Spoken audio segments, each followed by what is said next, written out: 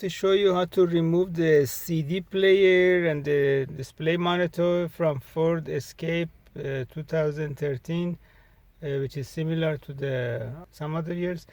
The tools that you need is this yellow dashboard removal tool and size 7mm socket. The removal is very simple, and then you already lose everything. Just for the demo, you pop up this cover for the CD player. It doesn't have any screws, just pop it up.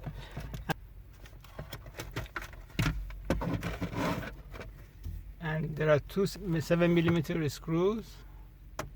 You need to remove those.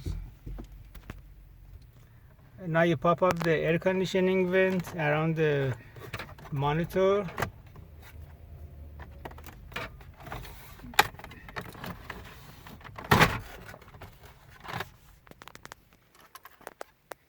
It has only one connector for the AC. To remove the monitor, you need to remove these 4 screws on the passenger side, and then to remove the CD player, you need to remove 2 more screws which holding the CD player and radio. The monitor assembly is consisting of 2 units, the display unit in the front, and then there is a sync module in the back.